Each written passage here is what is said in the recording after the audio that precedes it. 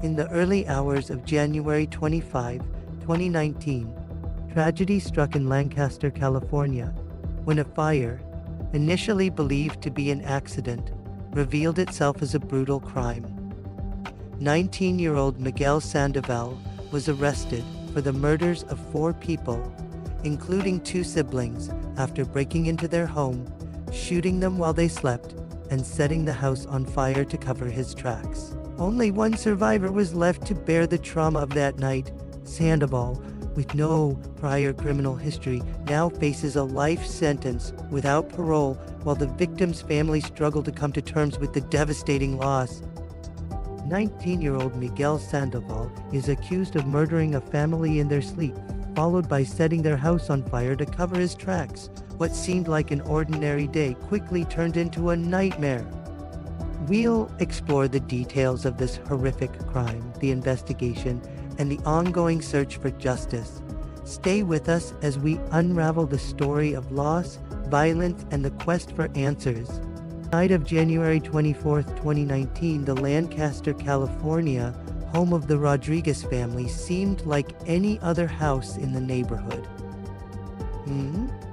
Inside, 4 people lay asleep, unaware that they would become the victims of one of the most brutal crimes the area had ever witnessed. Knit group, siblings Miguel and his younger sister Carla, along with their parents, Sofia and Rafael, and their older brother Juan.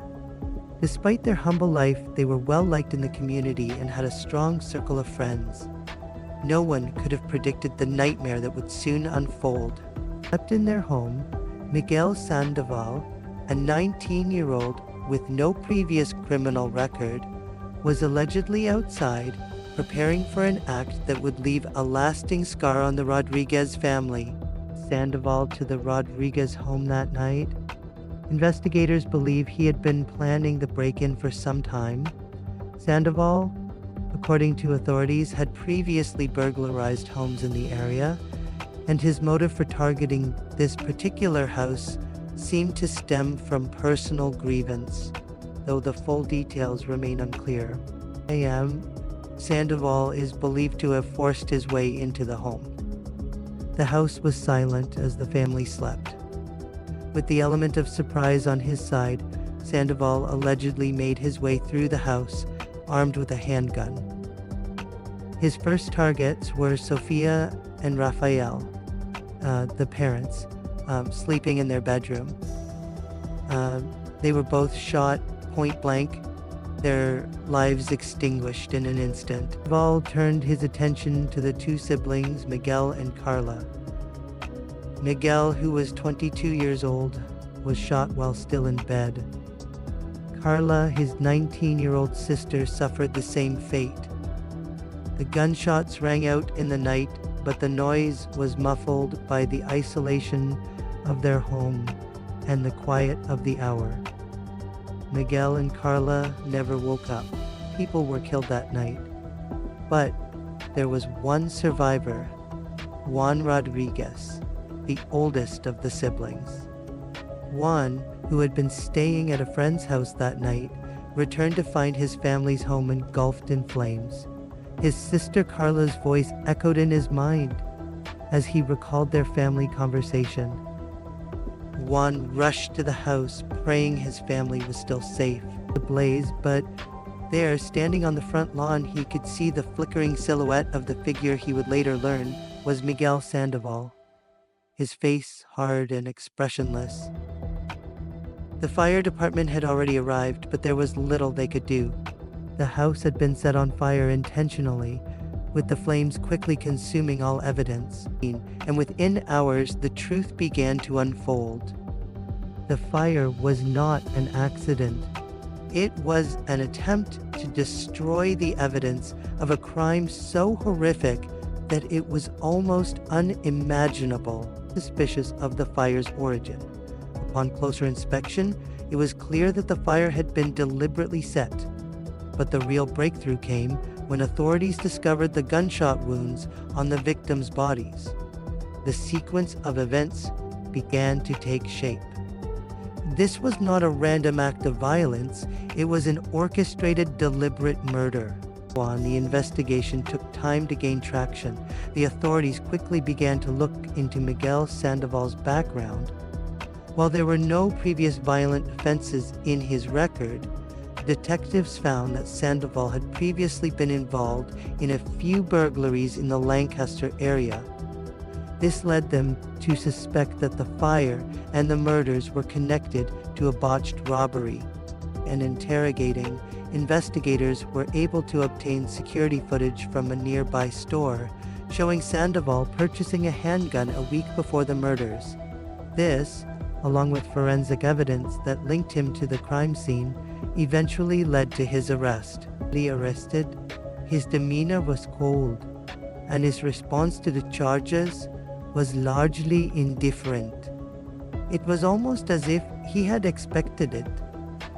During the investigation, Sandoval allegedly confessed to some details of the crime, though his reasons for committing such a brutal act remained unclear.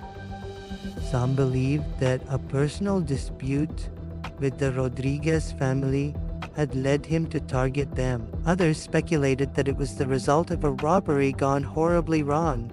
This case was the lack of remorse displayed by Sandoval. Even during his court appearances, he showed no emotion. The victims' families, especially Juan Rodriguez, were left to cope with the overwhelming grief of losing their loved ones in such a violent and senseless manner. The impact of the loss was immeasurable. In one moment, his entire family was taken from him. His sister, Carla, who had been his confidant, his parents, who had supported him through every hardship, and his younger brother, Miguel. His life was forever changed. I had to watch everything burn. I had to watch them all go, Juan said, his voice filled with pain. His grief was compounded by the knowledge that he couldn't protect his family from the violence that had come into their lives so suddenly. Once a peaceful place was also shaken. Neighbors spoke of the Rodriguez family with affection, describing them as hardworking and caring. The news of their brutal deaths spread quickly, and for weeks the town was filled with sorrow. Tales of the crime were laid bare. Prosecutors argued that Sandoval's actions were premeditated and that the fire was set in a desperate attempt to cover up his involvement. They painted a picture of a young man who was angry and willing to do anything to erase the evidence of his brutal crime. He said not guilty to all charges. His defense team attempted to argue that there were mitigating circumstances, possibly mental health issues or an external influence, but the prosecution countered with the cold facts of the case. Sandoval had planned and executed the murders with chilling precision. John Rodriguez attended every day, sitting silently in the back of the courtroom, watching the young man who had taken everything from him. One involved. The details were disturbing and the emotions raw. On the day of the verdict, the courtroom was filled with tension.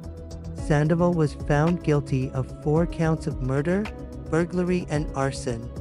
He was sentenced to life in prison without the possibility of parole, a sentence that would ensure he would never harm another family again. While the verdict brought a measure of closure, it could never replace what he had lost. His family was gone, and the pain of that loss would be with him for the rest of his life.